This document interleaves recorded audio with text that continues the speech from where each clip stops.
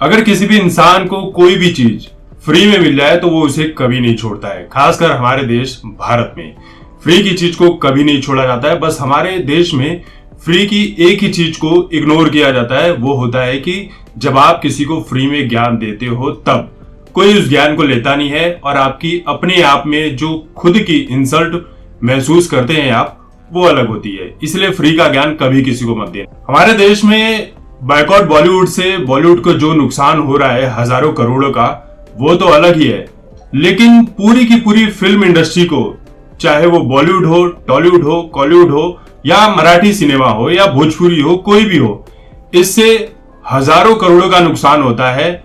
और ये जो एक अनुमान के हिसाब से राशि बताई जा रही है तकरीबन 25,000 करोड़ की है। सोनी लिव पर अभी एक वेब सीरीज चल रही है तमिल रॉकर्स, जिसमें किस तरह से गैर कानूनी तरीके से फिल्मों की पायरेसी की जाती है, उसे चोरी करके अपने प्लेटफॉर्म्स पर बेचा जाता है और खुद ही उसकी कमाई की जाती है, क्योंकि वहां पर भी विज्ञापन वगैरह चलते हैं। पायरेसी का मतलब क्या होता है? पायरेसी मतलब किसी कॉपीराइटेड फिल्म का कंटेंट या वीडियो को गैर कानूनी तरीके से सर्कुलेट करना अलग अलग प्लेटफॉर्म। सुनने में तो ये एक छोटा सा शब्द लगता है, लेकिन इसकी प्रोसेस जो है वो बड़ी ही टेक्निकल तरीके से। इससे एंटरटेनमेंट इंडस्ट्री को अरबों रुपए का नुकसान होता है, सिर्फ इंडिया में नहीं पूरी दुनिया में, जिसमें अमेरिका पहले नंबर पर आता है, चाइना दूसरे नंबर पर और तीसरे नंबर पर आता है भारत। ऑनलाइन फिल्मों की पायरेसी के चलते सिर्फ साल 2022 में एंटरटेनमेंट इंडस्ट्री को 25,000 करोड़ का नुकसान होना, इसका अनुमान लगाया जा चुका है।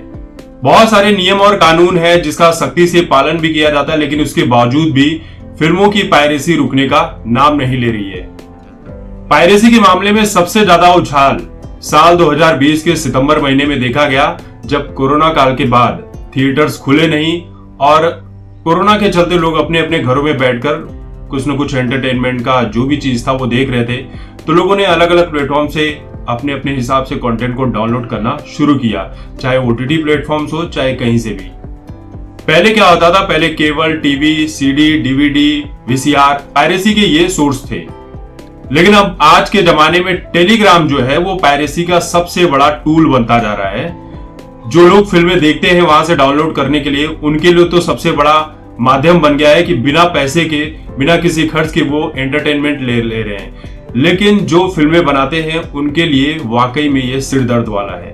डिज्नी प्लस हॉटस्टार ने अभी कुछ दिन पहले ही बेंगलुरु के साइबर सेल में शिकायत करवाई थी कि उनके प्लेटफॉर्म से पायरेसी की जा रही है, जिसके चलते उन्हें करोड़ों का नुकसान हो रहा है। उनकी रेवेन्यू तक में गिरावट आ गई है। इस प्लेटफॉर्म के जरिए Tamil Rockers, Tamil TV, Telegram का शो, इन सभी के ऊपर कार्रवाई करने की बात की गई थी। इन सभी प्लेटफॉर्म पर तकरीबन 6.5 करोड़ से भी अधिक यूजर हैं जो पायरेटेड फिल्में देखने का काम करते हैं। और जब ये लोग डाउनलोड करते हैं 6.5 करोड़ लोग, तो आगे कितने लोगों को भेजते होंगे आप अंदाजा लगा लीजिए। इससे एंटरटेनमेंट इंडस्ट्री को काफी नुकसान हो रहा है। देखिए 1980 तक फिल्में देखने का एकमात्र जो जरिया था वो सिनेमा घर ही था। लोग सिनेमा घरों में जाते थे और जो भी फिल्म देखनी होती थी वो देख लेते थे। लेकिन उसी दौरान वीसीआर भारत में पहुंचा और वीसीआर के माध्यम से लोग अपना एंटरटेनमेंट का साधन खोज चुके थे। लोग सिनेमा घर की भीड़, खर्चे जो टिकट्स के ऊपर होते थे और वहां पर जाकर पॉपकॉर्न जो भी खाना होता था उस पे खर्चे होते थे, उनसे बचने के लिए लोगों ने वीसीआर को अपना हथियार बना लिया। वीसीआर के आते ही भारत में तकरीबन 60,000 से भी अधिक वीडियो पार्लर खोल दिए गए। 30,000 से अधिक कैसेट लाइब्रेरी थी और इन्हीं सोर्सेज से पायरेटेड कॉपी बेची भी जाती थी। यानी सिनेमा घर में जाकर फिल्मों की चोरी करना और बाद में उसे पायरेटेड कॉपी बनाकर मार्केट में बेच देना। उसके बाद 1990 तक लोगों के घर में टीवी पहुंच गया। 1.5 करोड़ भारतीयों के घर में टीवी और केबल लग चुके थे उस दौरान। ज्यादातर केबल ऑपरेटर जो वीडियो पार्लर से अपनी फिल्में चलाया करते थे वो भी फिल्मों के कॉपीराइट वगैरह नहीं लिया करते थे और उनकी पायरेसी धड़ल्ले से चल रही होती है। लेकिन इसी बीच हाई कोर्ट ने इसको लेकर सख्त कानून बनाए, लेकिन उसके बावजूद केबल टीवी के माध्यम से ये जो केबल पार्लर थे, यहाँ से फिल्मों की पायरेसी बहुत ज्यादा की जाती थी। साल 2000 तक भारत में बड़े बड़े मॉल्स बनने लगे, मल्टीप्लेक्स बनने लगे, अच्छी क्वालिटी के सिनेमा घर बनने लगे। ऐसे में चोरी से स्क्रीन की रिकॉर्डिंग की जाती थी। कोई तो बंदा पहुंचता था वहां पर और फिल्मों को चोरी करके उसकी रिकॉर्डिंग करके उसकी सीडी डीवीडी बनाकर मार्केट में बेच दी जाती थी। आपने देखा ही होगा कि बहुत सारे रेलवे प्लेटफॉर्म के बाहर ऐसे खुले में 10 रुपए, 20 रुपए, 50 रुपए, 100 रुपए में सीडी वगैरह बेची जाती थी।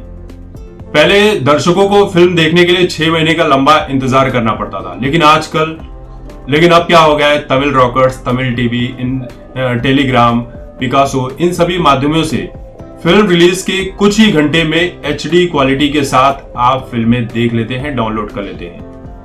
भारत में पायरेसी को लेकर जो कानून है वो सख्त है।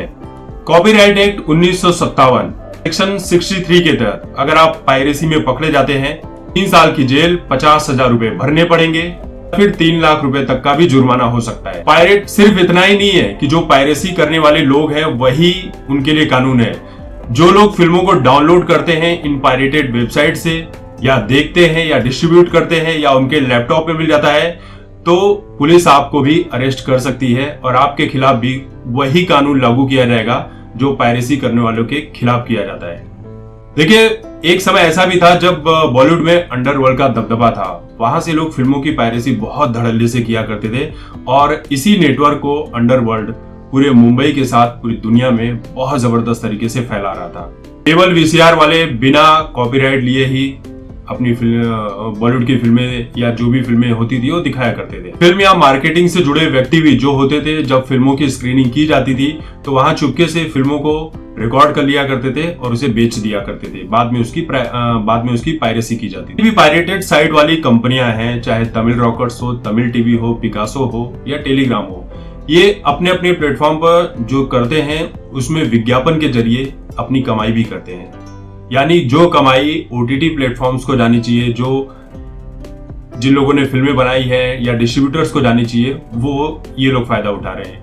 सोचिए कि जब 25,000 करोड़ का नुकसान इसी साल हो रहा है तो अब तक कितना नुकसान एंटरटेनमेंट इंडस्ट्री को हो चुका होगा, लेकिन इसके ऊपर कोई कार्रवाई करने जैसा कुछ भी नहीं है, क्योंकि हमारा सिस्टम ही ऐसा है कि पूरा सिस्टम गोलमोल है। चाहे आप कानून के किसी भी लोगों से मिलकर देख लो, नेताओं से मिलकर देख लो या अंडरवर्ल्ड के लोगों से, ये सब कुछ गोलमोल है, इसका कोई तोड़ नहीं है।